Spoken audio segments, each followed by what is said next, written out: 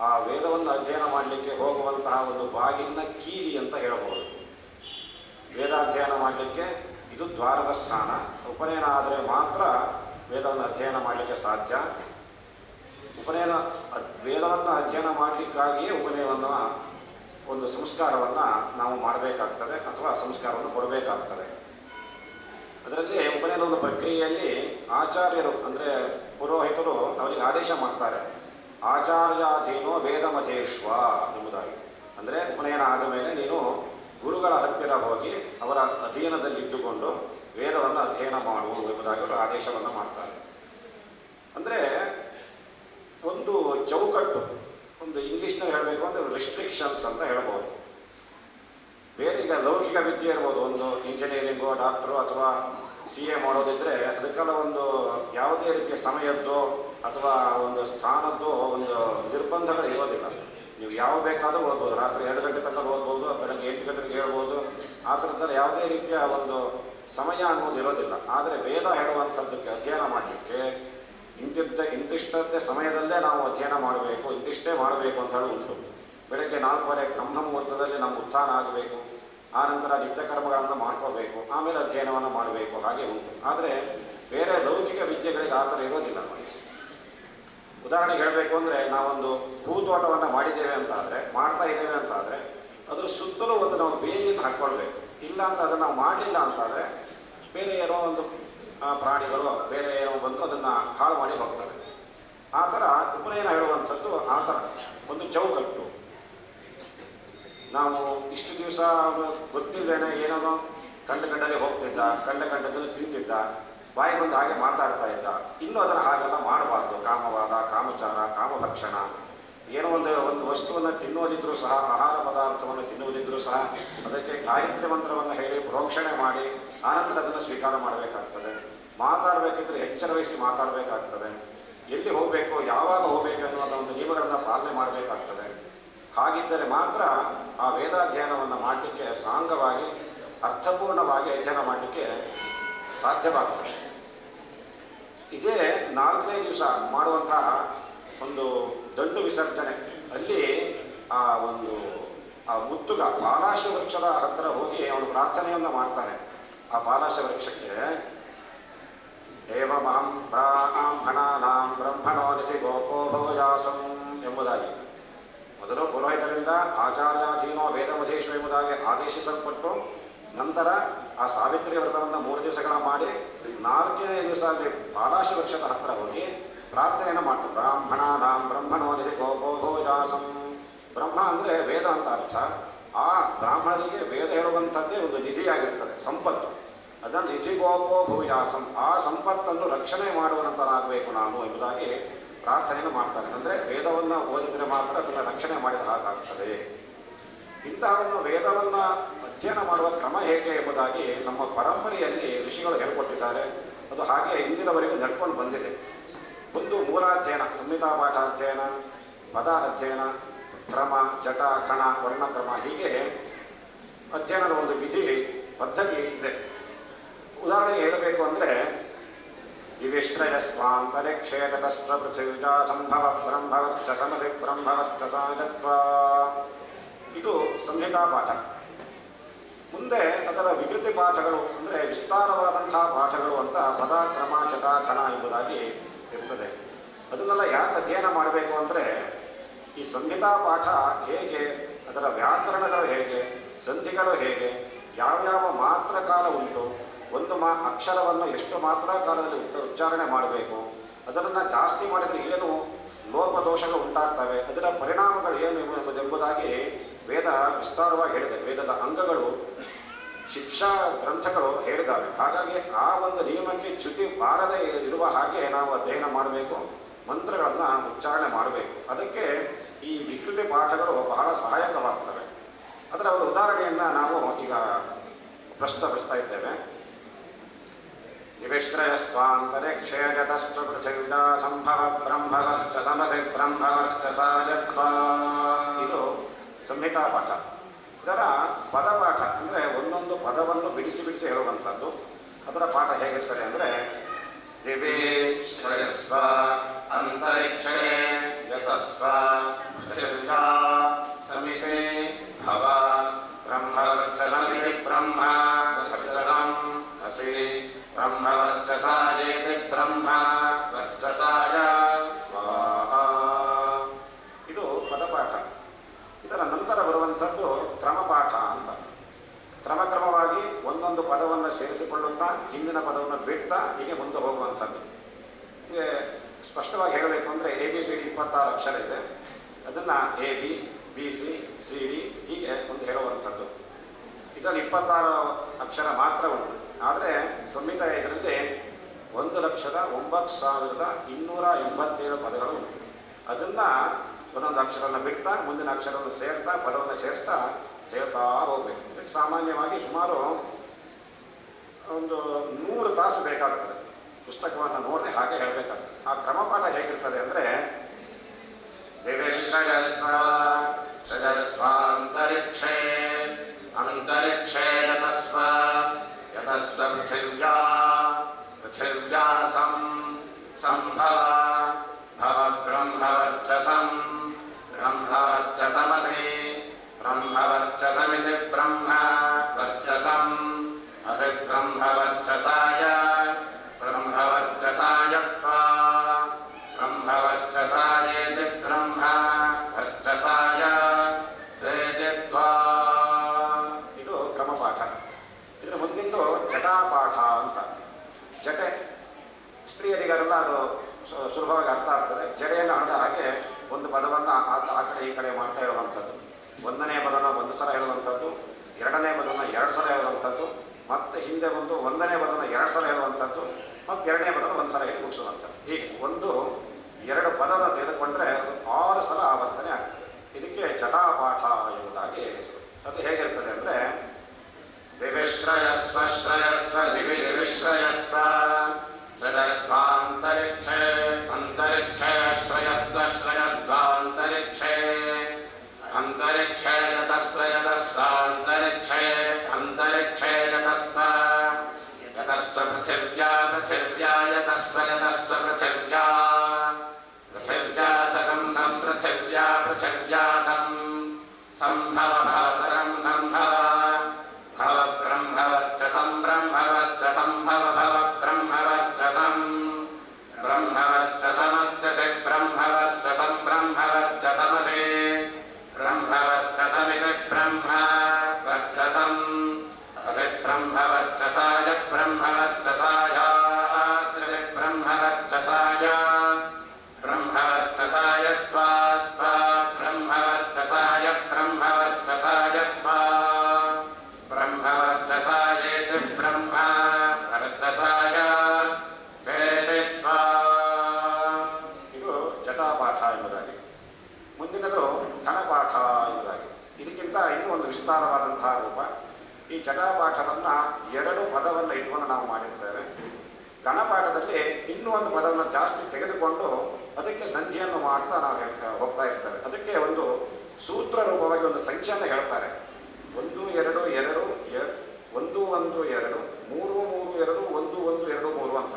ಅಂದರೆ ಈ ಜಟೆಯನ್ನು ಹೇಳಿ ಮತ್ತೆ 3ನೇ ಪದವನ್ನು ಅದೇ ರೂಪದಲ್ಲಿ ಹೇಳುವಂಥದ್ದು. 1ನೇ ಪದನ 1 ಸಲ ಹೇಳುವಂಥದ್ದು, 2ನೇ ಪದವನ್ನು 2 ಸಲ ಹೇಳುವಂಥದ್ದು, ಮತ್ತೆ ಹಿಂದೆ ಬಂದ 1ನೇ ಪದವನ್ನು 2 ಸಲ ಹೇಳುವಂಥದ್ದು, 2ನೇ ಪದವನ್ನು 1 ಸಲ ಹೇಳುವಂಥದ್ದು, 3ನೇ ಪದಕ್ಕೆ ಹೋಗಿ ಅದನ್ನು 2 ಸಲ ಹೇಳಿ, ಮತ್ತೆ ಮಧ್ಯದಲ್ಲಿ 2ನೇ ಪದನ 1 ಸಲ ಹೇಳಿ, ಮತ್ತೆ ಹಿಂದೆ ವಾಪಸ್ ಬಂದು 1ನೇ ಪದನ 2 ಸಲ ಹೇಳಿ, ಮತ್ತೆ 2, 3ನೇ ಪದವನ್ನು ಹೇಳುವಂಥದ್ದು. ಇದು ಘನಪಾಠ. ಅಂದರೆ 3 ಪದನ ತೆಗೆದುಕೊಂಡ್ರೆ ಅದು 13 ಆವೃತ್ತಿ ಆಗ್ತದೆ.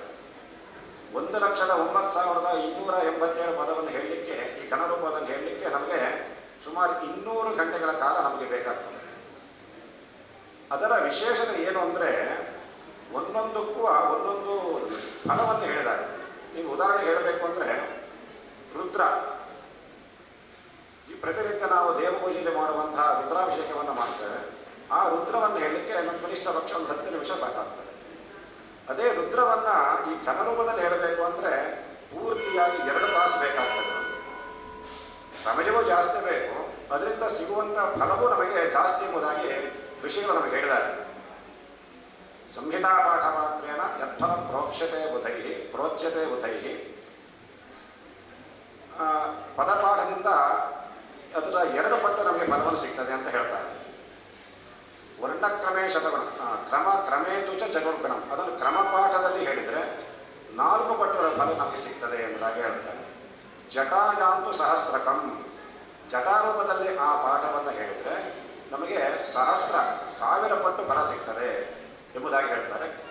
ಹಾಗೆ ಘನಪಾಠವನ್ನು ಹೇಳಿದರೆ ಅದು ಅನಂತ ಫಲ ಎಂಬುದಾಗಿ, ಅದಕ್ಕೆ ನಾವು ಇಂತಿಷ್ಟೇ ಫಲ ಅಂತ ಹೇಳಲಿಕ್ಕೆ ಸಾಧ್ಯವಿಲ್ಲ, ಅದರ ಫಲ ಅನಂತವಾದಂಥದ್ದು ಎಂಬುದಾಗಿ ಹೇಳ್ತಾರೆ. ಅದೇ ರೀತಿ ಇದರ ಹಿಂದೆ ಮುಂದೆ ನಾವು ಹೇಳುವಾಗ ಅದರ ಸ್ವರ ಉದಾತ್ತಾದಿ ಸ್ವರಗಳು ಅದು ವ್ಯತ್ಯಾಸ ಆಗುವಾಗಿಲ್ಲ, ಹಾಗೆ ಅಲ್ಲಿರುವಂಥ ಪದಗಳು ವ್ಯತ್ಯಾಸವಾಗುವಾಗಿಲ್ಲ, ಅದನ್ನೆಲ್ಲ ಗಮನಿಸಿ ಹೇಳಬೇಕಾಗ್ತದೆ. ಇದನ್ನು ಪಾಶ್ಚಾತ್ಯರು ಇದನ್ನು ನೋಡಿ ಕೆಲವರು ಅದನ್ನು ವರ್ಣನೆ ಮಾಡಿದ್ದಾರೆ. ಈ ಮೆದುಳಿನ ಒಂದು ಶಸ್ತ್ರಚಿಕಿತ್ಸೆಯನ್ನು ಮಾಡುವಾಗ ಎಷ್ಟು ಜಾಗೃತಿಯಾಗಿ ಅವರು ಮಾಡಬೇಕು, ಈ ಸಂಧಿಗಳನ್ನು ಹೇಳಬೇಕೆಂದು ಸಹ ಅಷ್ಟೇ ಜಾಗೃತಿಯಿಂದ ಮಾಡಬೇಕು, ಅಷ್ಟೊಂದು ಏಕಾಗ್ರತೆ ಬೇಕಾಗ್ತದೆ ಎಂಬುದಾಗಿ ಅವರು ಅಭಿಪ್ರಾಯಪಟ್ಟಿದ್ದಾರೆ. ಹಾಗೆಯೇ ಈಗ ಒಂದು ಕಂಪ್ಯೂಟರ್ ಒಂದು ವ್ಯವಸ್ಥೆಯಲ್ಲಿ ಈ ಒಂದು ಆಂಟಿವೈರಸ್ ಅಂತ ಬರ್ತದೆಯಲ್ಲ, ಅದು ಇದೇ ಕ್ರಮದಲ್ಲಿ ಅವ್ರನ್ನ ರೈಟ್ ಮಾಡಿರ್ತಾರಂತೆ. ಹಾಗೆ ಅವ್ರು ಹೇಳ್ತಾರೆ ಅದರ ಸಂರಕ್ಷಣೆಗೆ ಒಂದು ಕಂಪ್ಯೂಟರ್ ಅವ್ರದ್ದು ಆ ಸಿಸ್ಟಮ್ ಹಾಳಾಗಬಾರದು ಅಂತ ಹೇಗೆ ಆಂಟಿವೈರಸ್ ಪ್ರೋಗ್ರಾಮ್ ಬರೀತಾರೋ, ವೇದದಲ್ಲೂ ಸಹ ಅದನ್ನು ಹಾಗೆ ಮಾಡಿದ್ರು ಇದರ ಸಂರಕ್ಷಣೆಗಾಗಿ ಎಂಬುದಾಗಿ ಹೇಳ್ತಾರೆ. ಯಾಕೆಂದರೆ ಒಂದು ಉದಾಹರಣೆ ಹೇಳ್ತಾರೆ, ಸ್ವರ ವ್ಯತ್ಯಾಸ ಆದರೆ ಅದು ಹೇಗೆ ಅರ್ಥ ವ್ಯತ್ಯಾಸ ಆಗ್ತದೆ ಎಂಬುದಾಗಿ ಒಂದು ಉದಾಹರಣೆ ನೋಡ್ಬೋದು. ದೇವಾಹ ಎಂಬುದಾಗಿ ಒಂದು ಪದ ಉಂಟು, ಅದು ಪ್ರಥಮ ಬಹುವಚನದಲ್ಲೂ ಬರ್ತದೆ, ಸಂಬುದ್ಧಿಯಲ್ಲೂ ಬರ್ತದೆ. ಆದರೆ ಅದರ ಸ್ವರ ವಿನ್ಯಾಸ ಹೇಗೆ ಅಂತ ಕೇಳಿದರೆ ಭದ್ರಂಕರಣ್ಯ ವಿಷ್ಣುಯಾಮ ದೇವಾಹ ಎಂಬುದಾಗಿ ಒಂದು ವಾಕ್ಯ, ಅಲ್ಲಿ ಬರುವಂತಹ ದೇವಾಹ ಪದ ಅದಕ್ಕೆ ಸ್ವರ ಇಲ್ಲ, ಅದು ಪದವಾಗಿ ಬಿಡಿಸಿದ್ರೆ ಅದು ಸರ್ವಾನುದಾತ್ತವಾಗಿ ಆಗ್ತದೆ, ದೇವಾಹ ಎಂಬುದಾಗಿ ಆಗ್ತದೆ. ಆವಾಗ ಅದು ಸಂಬುದ್ಧಿಯನ್ನ ಅರ್ಥವನ್ನು ಕೊಡ್ತದೆ. ಹೇ ದೇವಾಹ ಭದ್ರಂಕರಣ್ಯ ವಿಷ್ಣುಯಾಮ, ದೇವತೆಗಳೇ ನಾವೆಲ್ಲ ಒಳ್ಳೆಯದನ್ನು ನಮ್ಮ ಕಿವಿಯಿಂದ ಕೇಳುವಂತಾಗಲಿ ಎಂಬುದಾಗಿ ಪ್ರಾರ್ಥನೆ ಮಾಡುವಂಥದ್ದು. ಅದೇ ದೇವಾಹ ಎಂಬ ಪ್ರಥಮ ಬಹುವಚನ ಹೇಗಾಗ್ತದೆ ಅಂದರೆ ದೇವೀಂ ವಾಚಮಜನಗಂತ ದೇವಾಹ, ಅಂತ್ಯೋದಾತ್ತವಾಗಿ ದೇವಾಹ ಪದ ಇರ್ತದೆ, ಅದು ಪ್ರಥಮ ಬಹುವಚನ ಎಂಬುದಾಗಿ. ಅದೇ ದೇವಾಹ ಪದ ಸಂಬುದ್ಧಂತವಾಗಿದ್ದು ಪದದ ವಾಕ್ಯದ ಕೊನೆಯಲ್ಲಿದ್ದು ಅಥವಾ ಮಧ್ಯದಲ್ಲಿದ್ದರೆ ಸರ್ವಾನುದಾತ್ತವಾಗಿ ಬರ್ತದೆ. ವಾಕ್ಯದ ಆದಿಯಲ್ಲಿ ಇದ್ದರೆ ಅದು ಇನ್ನೂ ಸ್ವರ ವ್ಯತ್ಯಾಸವಾಗಿರ್ತದೆ. ದೇವಾಗಾತು ವಿದಃ ದೇವಾಹ ಎಂಬುದಾಗಿದೆ, ಅದು ಆದ್ಯುದಾರ್ಥವಾಗಿದೆ, ಅದು ಸಮೃದ್ಧಿಯನ್ನೇ ಸೂಚಿಸುವಂಥದ್ದು. ಹೀಗೆ ಸ್ವರ ವ್ಯತ್ಯಾಸವಾದರೆ ಅರ್ಥವೂ ವ್ಯತ್ಯಾಸವಾಗ್ತದೆ, ಅದರಿಂದ ಬರುವಂತಹ ಫಲಗಳು ಸಹ ನಮಗೆ ವ್ಯತ್ಯಾಸವಾಗ್ತದೆ. ಹಾಗಾಗಿ ಬಹಳ ಜಾಗ್ರತೆಯಿಂದ ಆ ಸ್ವರಗಳು ವ್ಯಾಕರಣ ವಿಶೇಷಗಳನ್ನು ನಾವು ಗಮನದಲ್ಲಿ ಇಟ್ಕೊಂಡಿದ್ದರೆ ಬಹಳ ಜಾಗ್ರತೆಯಿಂದ ಇನ್ನು ಪಾರಾಯಣ ಮಾಡಬೇಕಾಗ್ತದೆ. ಹಾಗೆ ಮಾಡಿದರೆ ಮಾತ್ರ ಅದಕ್ಕೆ ಉಕ್ತವಾದಂಥ ಫಲವು ನಮಗೆ ಬಂದು ಸಿಗ್ತದೆ. ಈಗ ಘನಪಾಠವನ್ನು ನಾವು ಪ್ರಸ್ತುತಪಡಿಸ್ತಾ ಇದ್ದೇವೆ. ಘನಪಾಠ ಸ್ವಲ್ಪ ವಿಸ್ತಾರವಾಗಿ ಹೇಳೋಣ ಅಂತ. ಈಗ ಸಾಮಾನ್ಯವಾಗಿ ಎಲ್ಲರೂ ಸಂಧ್ಯಾವಂದನೆಯಲ್ಲಿ ಬರುವಂತಹ ಪ್ರೋಕ್ಷಣ ಪದ ಆಪೋಹಿಷ್ಠಾಮರೋಭವಸ್ನಾನ ಪೂರ್ಜೇತಧಾತನ ಎಂಬುದಾಗಿ ನಿತ್ಯ ಸಂಧ್ಯಾವಂದನೆಯಲ್ಲಿ ಬರುವಂತಹ ಪದ ಮಂತ್ರ ಭಾಗ, ಇದಕ್ಕೆ ನಾವು ಘನ ರೂಪದಲ್ಲಿ ಇದನ್ನು ಪಾರಾಯಣ ಮಾಡ್ತಾ ಇದ್ದೇವೆ. ಈಗ ಓಂ ಆಪೋಹಿಷ್ಠ ಆಪೋಹಿಷ್ಠಸ್ಥ್ಯ ಆಪೋಹಿಷ್ಠ ಹಿಷ್ಠಸ್ಥ ಹಿಷ್ಠ ಮಜೋ ಭುವ ಮಜೋ ಭುವಸ್ಥ ಹಿಷ್ಠ ಮಜೋ ಭುವಃ ಸ್ಥಾಮಜೋ ಭುವ ಮಜೋ ಭುವಸ್ಥ ಸ್ಥಾಮಜೋ ಭುವಸ್ಥ ಸ್ಥಾಮಜೋ ಭುವಸ್ಥ ಸ್ಥಾಮಜೋ ಭುವಸ್ಥ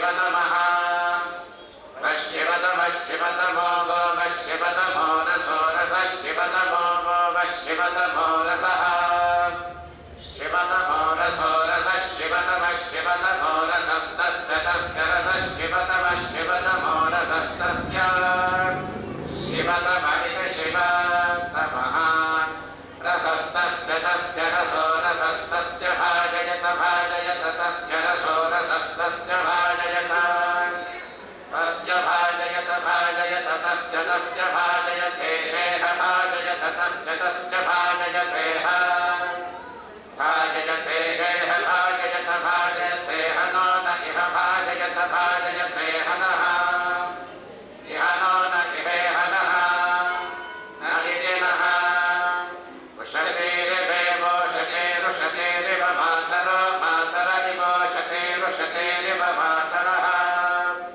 ಇವ ಮಾತರೋ ಮಾತರ ಇವೇವ ಮಾತರಃ ಮಾತರ ಇತಿ ಮಾತರಃ ತಸ್ಮಾ ಅರಮರಂ ತಸ್ಮೈ ತಸ್ಮಾ ಅರಂಗಮಾಮಕ ಮಾಮಾರಂ ತಸ್ಮೈ ತಸ್ಮಾ ಅರಂಗಮಾಮ ಅರಂಗಮಾಮಕ ಮಾಮಾರಮರಂಗಮಾಮವೋ ಭೋಗಮಾಮಾರಮರಂಗಮಾಮವಃ ಗಮಾಮವೋ ಭೋಗಮಾಮಗಮಾಮಭೋ ಯಸ್ಯ ಯಸ್ಯ ಭೋಗಮಾಮಗಮಾಮಭೋ ಯಸ್ಯ ಭೋಜಸ್ಯ ಯಸ್ಯ ಭೋ ಭೋಜಸ್ಯ ಕ್ಷಯಾಯ ಕ್ಷಯಾಯ ಯಸ್ಯ ಭೋ ಭೋಜಸ್ಯ ಕ್ಷಯಾಯ ಯಸ್ಯ ಕ್ಷಯಾಯ ಕ್ಷಯಾಯ ಯಸ್ಯ ಯಸ್ಯ ಕ್ಷಯಾಯ ಜಿನ್ನಥ ಜಿನ್ನಥ ಕ್ಷಯಾಯ ಯಸ್ಯ ಯಸ್ಯ ಕ್ಷಯಾಯ ಜಿನ್ನಥ ಕ್ಷಯಾಯ ಜಿನ್ನಥ ಜಿನ್ನಥ ಕ್ಷಯಾಯ ಕ್ಷಯಾಯ ಜಿನ್ನಥ ಜಿನ್ನಥೇತಿ ಜಿನ್ನಥ आपो जनयथ जनयथा आपो जनयथा च जनयथा आपो जनयथा च जनयथा च जनयथ जनयथा च नो नश्च जनयथ जनयथा च नः जनो नश्च जनः न इति नः दिविश्रयस्तश्रयस्त दिविश्रयस्तान्तरिक्षे अन्तरिक्षे श्रयस्त दिविश्रयस्तान्तरिक्षे श्रेयस्तान्तरिक्षे अन्तरिक्षे श्रेयस्तश्रेयस्तान्तरिक्षे यतस्त्वयतस्तान्तरिक्षे श्रेयस्तश्रेयस्तान्तरिक्षे यतस्त्वा अन्तरिक्षे यतस्त्वयतस्तान्तरिक्षे अन्तरिक्षे यतस्त्व पृथिव्या पृथिव्या यतस्तान्तरिक्षे अन्तरिक्षे यतस्त्व पृथिव्या यतस्त्व पृथिव्या पृथिव्या यतस्त्व यतस्त्व पृथिव्या सकं सं पृथिव्या यतस्त्व यतस्त्व पृथिव्या सं पृथिव्या सकं सं पृथिव्या पृथिव्या सम्भव भव सं पृथिव्या पृथिव्या सम्भव सम्भव भव सकं सम्भव ब्रह्मवर्चसं ब्रह्मवर्चसं भव सकं सम्भव ब्रह्मवर्चसं भव ब्रह्मवर्चसं ब्रह्मवर्चसं भव भव ब्रह्मवर्चसमस्य ब्रह्मवर्चसं भव भव ब्रह्मवर्चसमसे ब्रह्मवर्चसमस्य ब्रह्मवर्चसं ब्रह्मवर्चसमसे ब्रह्मवर्चसाय ब्रह्मवर्चसाय ब्रह्मवर्चसं ब्रह्मवर्चसमसि ब्रह्मवर्चसाय ब्रह्मवर्चसमिति ब्रह्मवर्चसम् असि ब्रह्मवर्चसाय ब्रह्मवर्चसायास्तसि ब्रह्मवर्चसाय त्वा त्वा ब्रह्मवर्चसायास्तसि ब्रह्मवर्चसाय त्वा ब्रह्मवर्चसाय त्वा त्वा ब्रह्मवर्चसाय ब्रह्मवर्चसाय त्वा ब्रह्मवर्चसायेति ब्रह्मवर्चसाय त्वेति त्वा ಇದು ಘನಪಾಠ. ಇದರ ನಂತರದ್ದು ವರ್ಣಕ್ರಮ ಎಂಬುದಾಗಿ ಒಂದು ವಿಶೇಷ ಅಧ್ಯಯನ ಪದ್ಧತಿ ಉಂಟು.